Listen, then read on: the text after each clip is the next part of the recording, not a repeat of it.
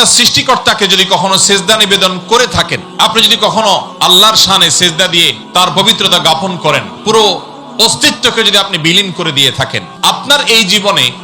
সবচেয়ে সুখে কাটা মুহূর্তগুলোর মধ্যে একটি অনুভব করবেন সেই পবিত্র সিজদাকে।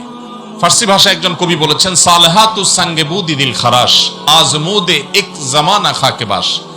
বহুকাল তো আপনি পাথর হয়েছিলেন, মনে যা চেয়েছে তা করে বহুকাল বেরিয়েছেন, কিছু কালের জন্য পরীক্ষা করে হলেও একটু মাটি হয়ে দেখুন,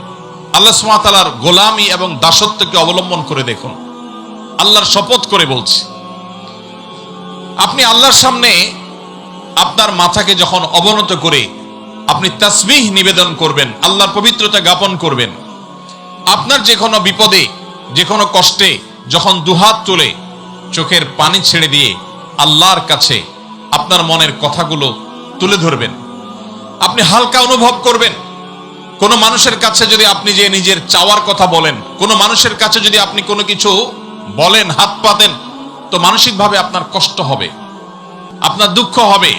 অপমান বোধ হবে, লাঞ্ছনা অনুভব হবে যে আমি অমুকের কাছে ছোট হয়েছি। কিন্তু আপনি আপনার সৃষ্টিকর্তাকে যদি কখনো সেজদা নিবেদন করে থাকেন, আপনি যদি কখনো আল্লাহর শানে সেজদা দিয়ে তার পবিত্রতা জ্ঞাপন করেন, পুরো অস্তিত্বকে যদি আপনি বিলীন করে দিয়ে থাকেন, আপনার এই জীবনে সবচেয়ে সুখে কাটা মুহূর্তগুলোর মধ্যে একটি অনুভব করবেন সেই পবিত্র সিজদাকে। ভাইরা আমার, এখানে অলৌকিক, অদৃশ্য এবং অবর্ণনীয় এক সুখ আল্লাহ সুবহানাহু ওয়া তাআলা রেখেছেন শুধু আল্লাহর গোলামি এবং দাসত্বের মধ্যে, যেটা মানুষ খেয়াল খুশি মতো চলে তার জীবনে কখনো অর্জন করতে পারে না।